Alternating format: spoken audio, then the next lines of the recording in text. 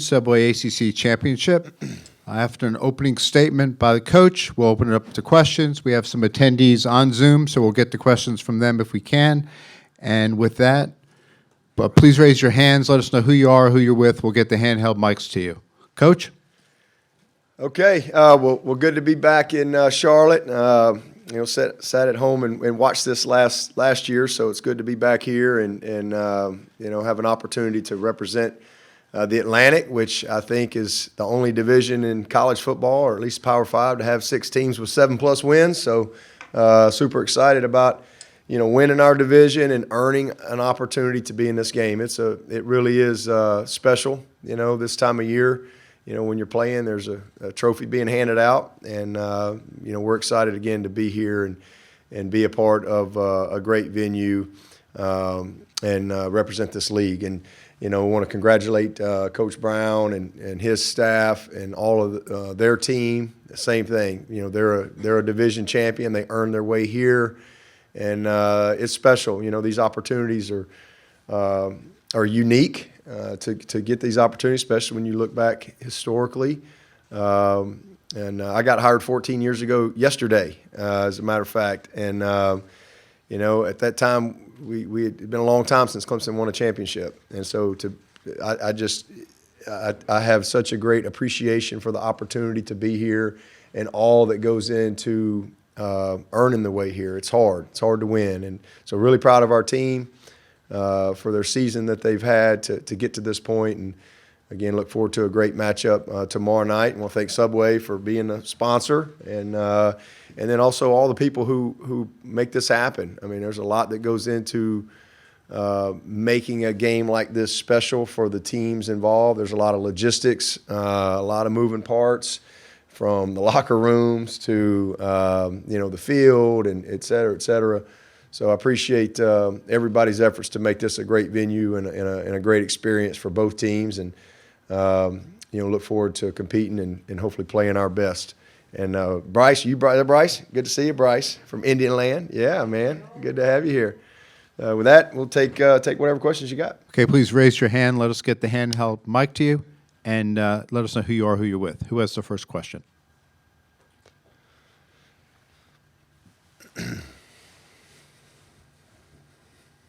Will. He's always first. Will. Oh, no, Trevor. I look like Will. No, you had the thing in front of you there. Coach. Slightly. Trevor Groves, CU Tigers. Yes, Trevor. With Drake May, how important is it to try to build a 2-score lead late in the game, kind of like the way you did at Florida State with a guy like Drake May, who seems to be better when coming from behind and under pressure, leading game-tying and game-winning drives? A 2-score lead, man. I mean, that's important anytime you can do that. But we just want to win the game, whether it's 1 point or 2 scores or whatever. But I think anytime he's on the field and they've got the ball, it's just regardless of what your lead is, whether it's 2 scores, as you say, or 1 point, or you're behind. He's a problem. In any situation. He's just a great player. I mean, he really is. I can't imagine that he's not going to be one of the finalists for the Heisman. 35 touchdowns, 5 picks. He's a leading rusher. He's just a great player. Can beat you a lot of ways. He's got a great mind for the game. He sees things. He processes stuff well. So, regardless of what the scoreboard says or what the situation is, he creates a problem and has our full attention. Front row to your right, Coach. Hi, I'm Chris Lee from WRL in Raleigh, North Carolina. Wanted to ask you about Josh Downs. And he has a higher win rate, and then but the last 2 weeks haven't been as good for him. What do you think you and your defense have to do to kind of get him slowed down and kind of try to keep him out of the end zone? Yeah, well, I think that's what you hope to do, is just maybe minimize him a little bit, slow him down a little bit, but you're not going to stop him. I mean, he's the best we've seen, I think. I mean, we've seen some really good players, but he is a great competitor. He's a great football player, and he's dynamic with and without the ball. He's a guy that he's also a returner for them, but they use him a lot of underneath screen. They won't come out of this game without at least probably trying to get him the ball at least about 15 times in different ways. So you just do the best you can to obviously know where he is. You got to change things up a little bit as far as how you play him, and you got to compete and win your matchup. And hope that you can, as you said, just slow him down a little bit. But he'll make some plays, but you got to try to hopefully minimize it. Third row, far left. Coach Nick Carboni from NBC here in Charlotte. Going to ask you about two guys, if I can, that are from here. What were your first impressions in recruiting Trenton Simpson from Mallard Creek and Will Shipley from Weddington? Yeah, they're both just special talents, special people too, just really great kids, great families. I mean, first time you talk to both of those guys, you just go, wow. They're just kind of a breath of fresh air. I mean, just very talented players, but they just have great humility to them, and both love the game, passionate about it, wired very similar in a lot of ways, but just super skilled, both of them. I mean, Trenton he can do anything. I mean, he's got a long future ahead of him as a football player. He's big, he's strong, he's really fast. You don't see many guys his size as explosive as him, change direction, just dynamic. And then Shipley, as y'all saw this week, I mean, he's the first guy ever to be first team in 3 different things, right? So running back, all-purpose, and I guess a specialist. So, and that's who he was in the recruiting process. That's what we saw in him as a player, a guy that could be, involved in every facet of the game and impact the game in every way, whether it be as a returner, as a receiver, as a rusher. Great energy. Both of them they play with a high level of intensity. Both great effort guys. So a lot of similarities in both of them. Both of them are, got great futures ahead of them in football. Front row, right in front of you, Coach. Hey, Coach. Steve Reed from the Associated Press. What are your biggest concerns when you look at North Carolina on tape? What jumps out that concerns you? Yeah, well, they're the 8th best passing offense in the nation. They got a Heisman caliber quarterback that's playing with unbelievable confidence. Got great receiver. Everybody talks about 11, but it's not just him. It's 3, it's 5, it's 18. It's those tight ends they got. The backs are really good players. They've got a great scheme. They're very confident in what they do. So, they play with tempo. A lot of they get their ball to the playmakers. A lot of formations and motions and shifts. So there's a lot of things to handle schematically, but they got good players. And again, we've not been great. We just gave up a bunch of passing yards last week, and then you get to play this bunch, and they're 8th in the country. So that's a concern for sure. And then defensively, they've gotten better. I think as the year has gone, they've really improved. They've had a lot of injuries and things they had to work through to get to this point. But they're much improved there for sure. And then their return game. 11's a guy back there that can beat you on one play. So there's a lot that concerns you about, who they are and what they're capable of doing. Second row. Hey, Coach. Tony Siracusa from Last Word on Sports. You talked about being out of the championship game last year. What's it like? Do you have a different appreciation for it, having missed it last year after so many years of such high-level success and now being back? Does it give you a different appreciation for the event? Yeah, absolutely. I mean, like I said, I got this job, and we went to the championship game my very first year in 2009. It was in Tampa for whatever reason. That one time, it was like a one-off, and we got beat. But I just remember what a big deal it was to get there, and then we weren't there in 10. We got back in 11 up here, and we won it.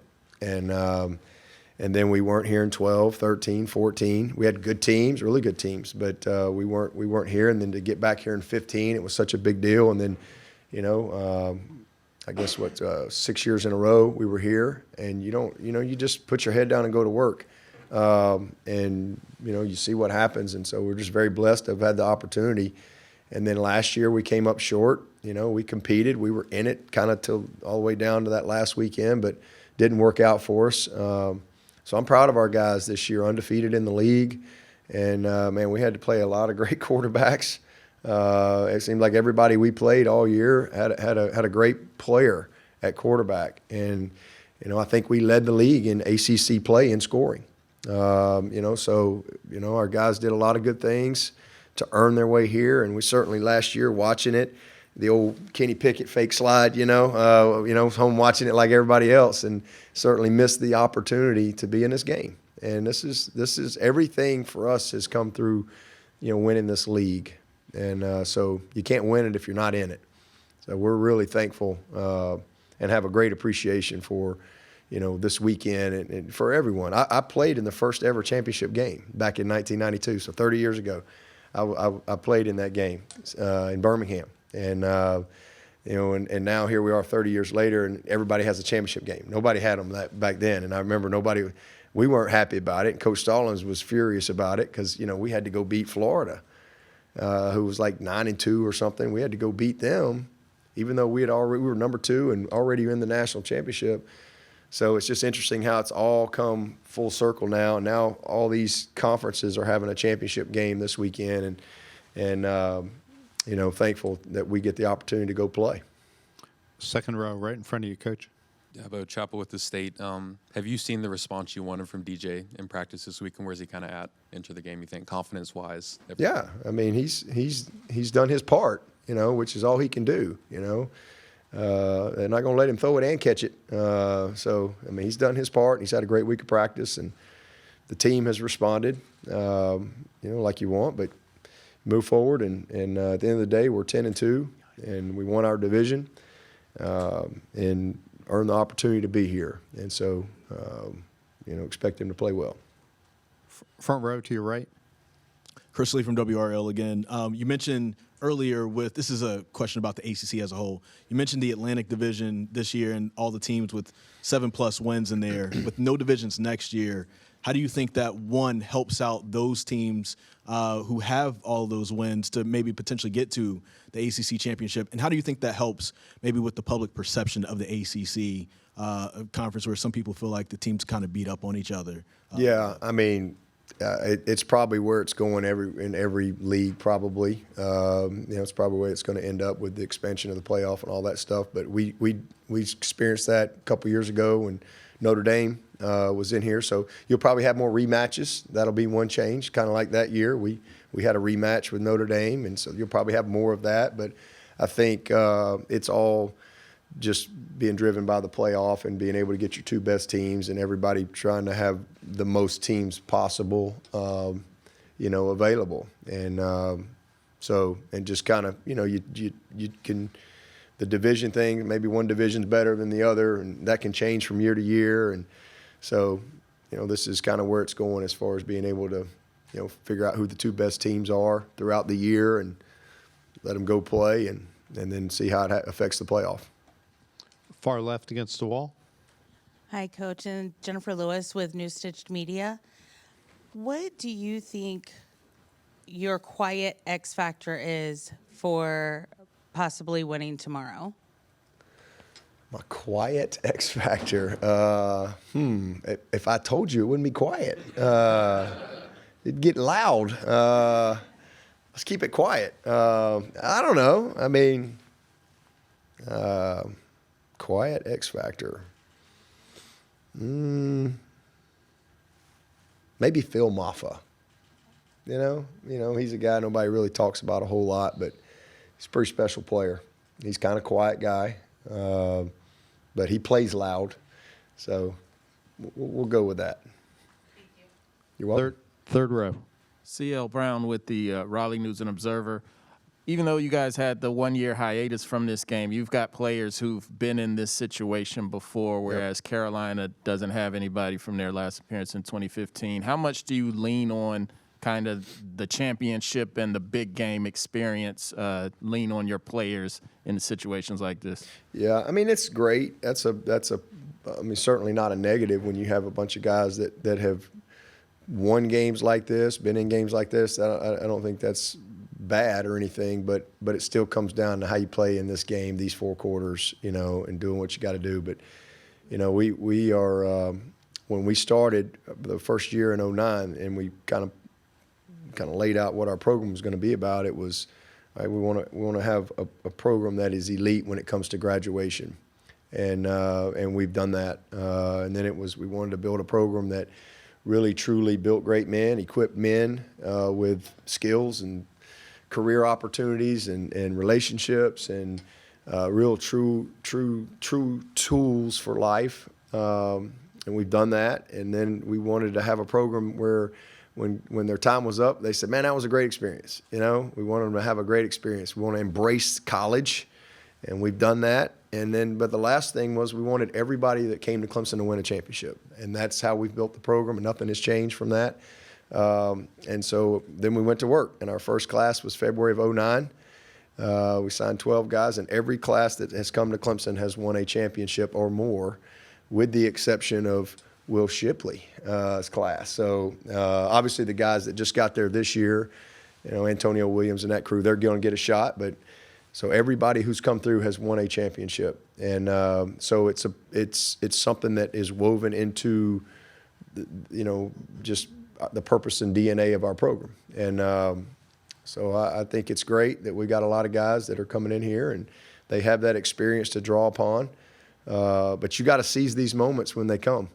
No championship team we've had didn't finish. You got to finish, and you got to take advantage of opportunities to separate yourself. To hang a banner. There's been 127 teams at Clemson, and if you want to be remembered as a league champion, you got to do it on the field. So regardless of whether you've been in this game or you haven't been in this game, it comes down to how you play tomorrow night.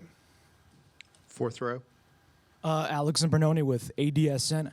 You talked about Will Shipley, first team All-ACC running back, all-purpose, and special teams. How important is it for him to get going in this first quarter against North Carolina?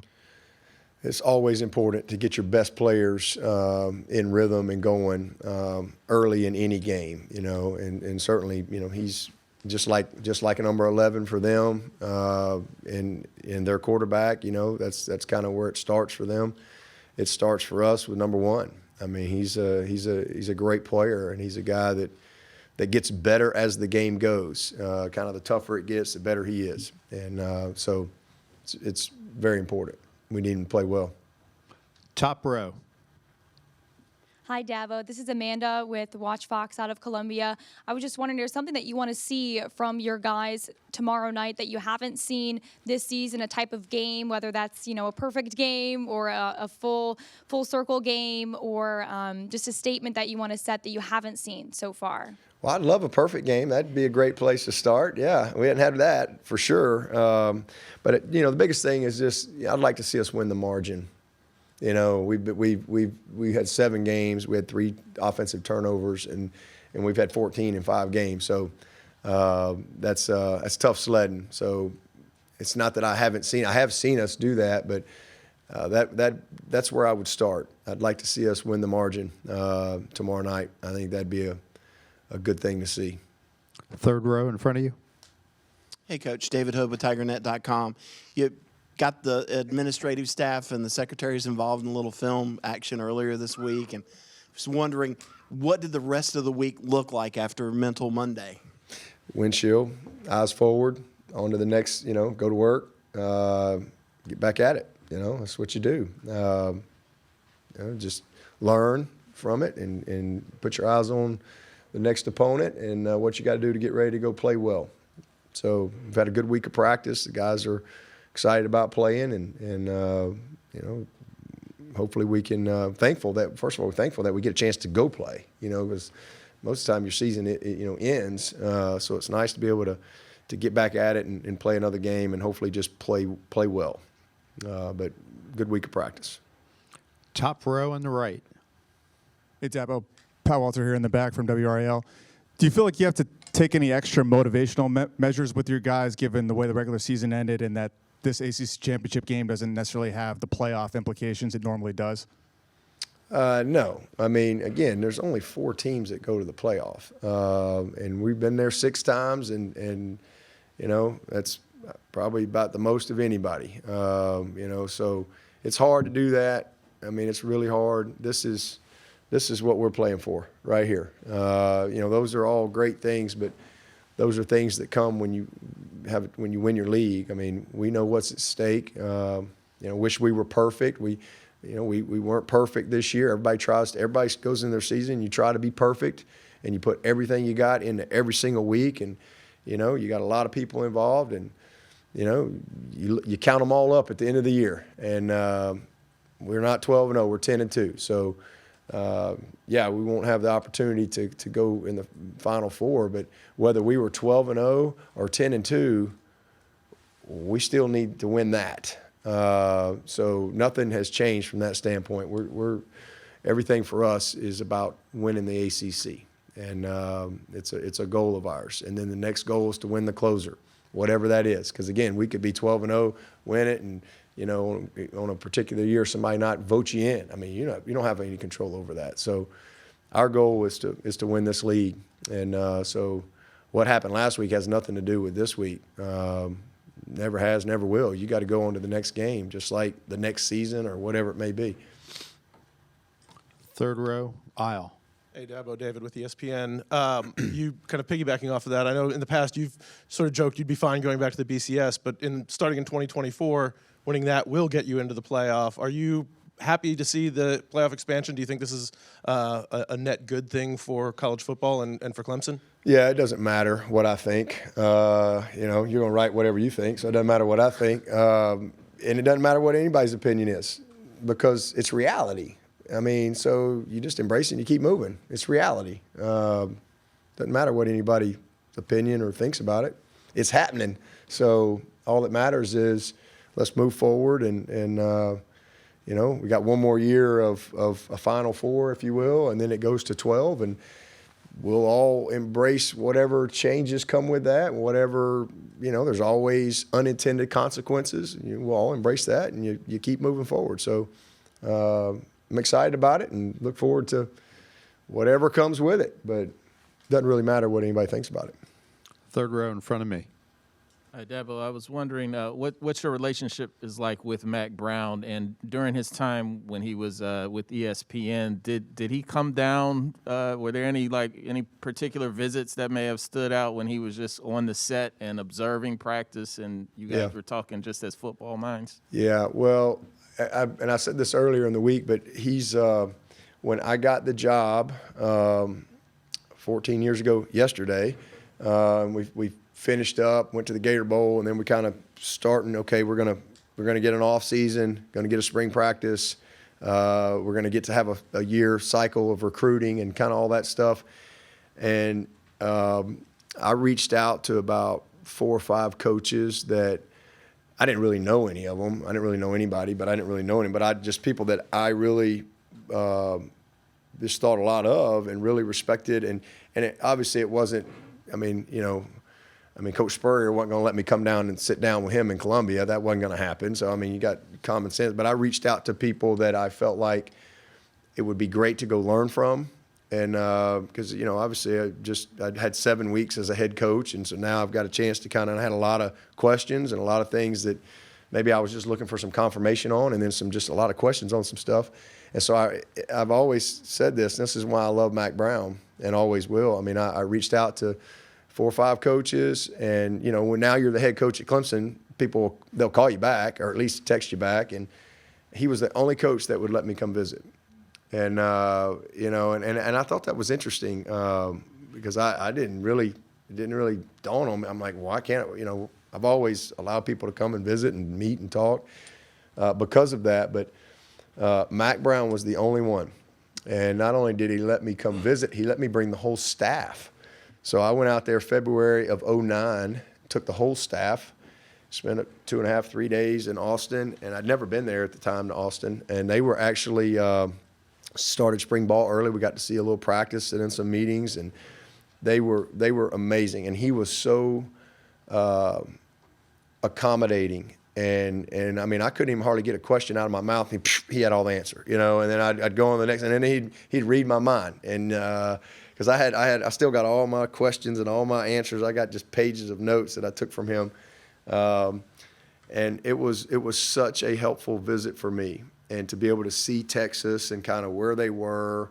They're just pretty fresh off a national championship, and facility, you name it, staffing and recruiting. I mean, you know, so it was like a Cliff Notes version of being a head coach. You know, and he was incredibly transparent, and he didn't know me from Adam. Like he's like, yeah, man, congrats.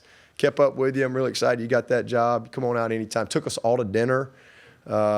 He was just Mac. That's just who he is. And so that's how he is. He's just a great person, and as is Sally. And then we became friends after that. So I kind of went on and you know, and then he coached. And then when he got out of coaching, he got into TV. He had several of our games. And he came down and did an event for me one time, one of our fundraisers. He came and spoke at that. So just got to know him a lot over the years. And, you know, just one of those guys that you know, you just, it's easy to like. So good football coach. Somebody asked me a question at our press conference Tuesday. Maybe somebody here, I don't know. But they asked me, the question was, did I think he would be successful or something like that when he got back? And I was like, well, what about his life says that he wouldn't be successful? You know, I mean, everything he's ever done leads you to think, yeah, this will work. So I'm not surprised that he's here. He might not have been so transparent 14 years ago had he known that we were going to be facing up, you know, one day for a championship. But that's kind of how life is, how God works. That's how, you know, things come full circle sometimes. Second row. Trevor Grossi, Tigers.com. Coach, last week you faced the number 3 punter in the country, and you had a big impact in that game. Tomorrow you're facing the number 7 punter in the country.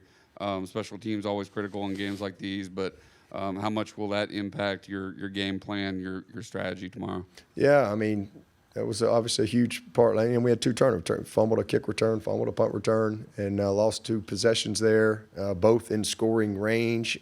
So, you know, that was a huge part of the game with field position, and it'll be the same. So we've got to try to keep them on a long field because he's really good and can pin you deep, you know, if you allow him. But in a championship game, special teams is always a part of it. Back row. Hey, Dabo, Jeremy Darris, WYFF-TV.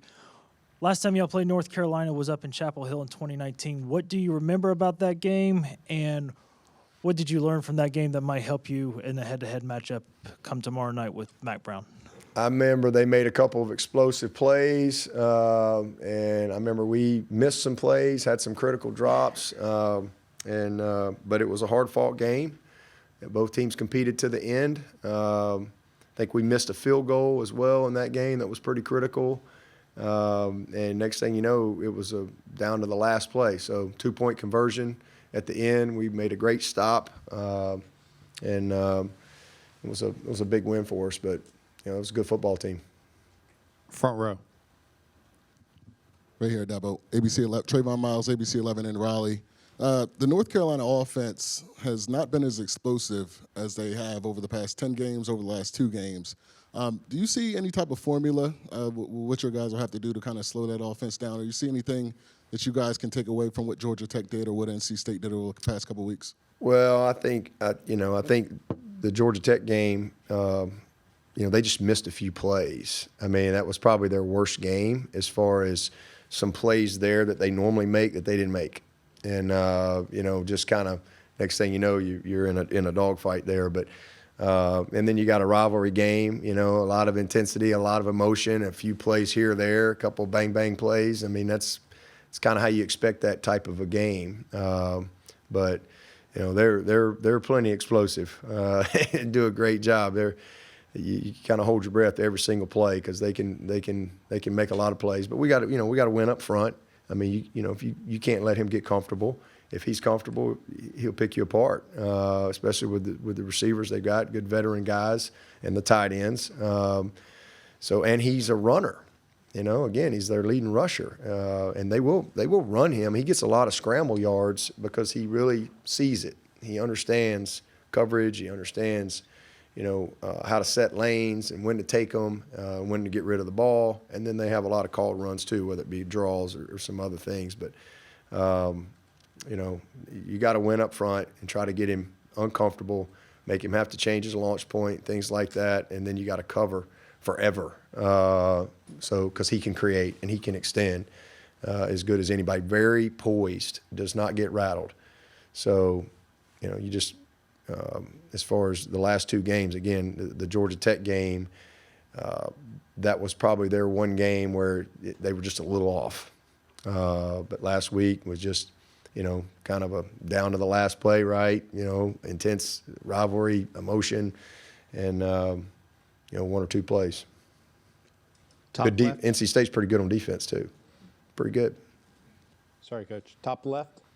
Hey, Coach. Jeff Taylor with WCCB here in Charlotte. Twice in this press conference, you've mentioned the 14 years yesterday, I think.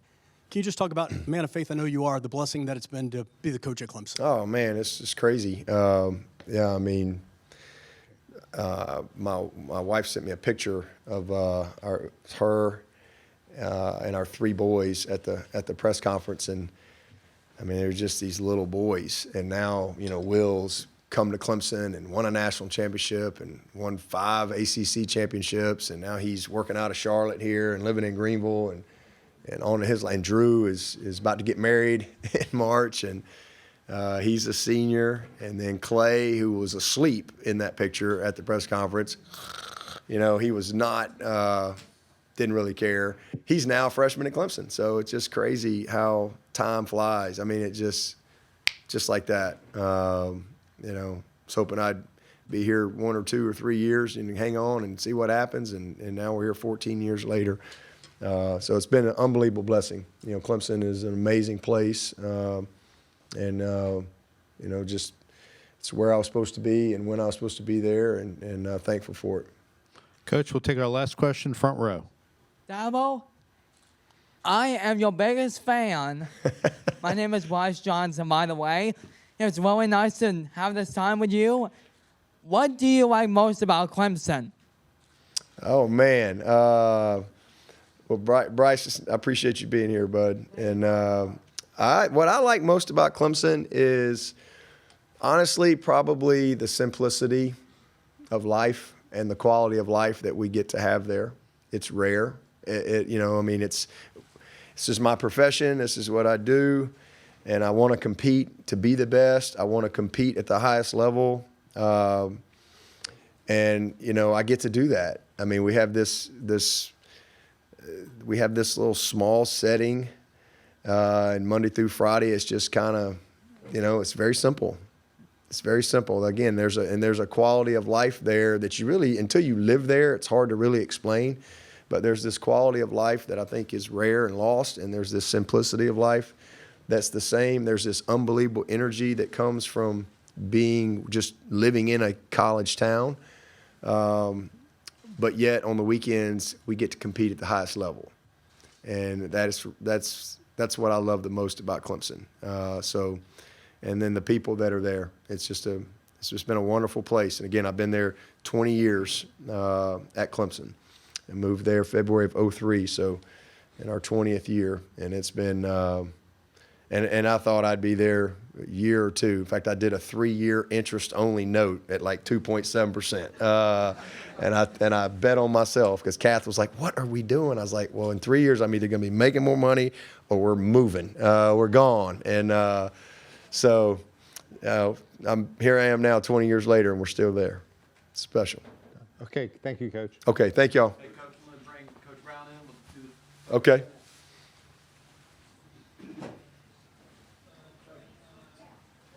Good to see you, Bryce. So you're at Indian Land? Indian Land? I am. Love it.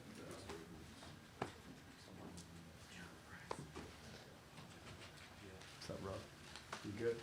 I'm good. Yeah, right. I told him 14 years ago, you might not have been so transparent with me when I came out there to Austin. I wish I had. That was it. All right, Coach. What do we do? Just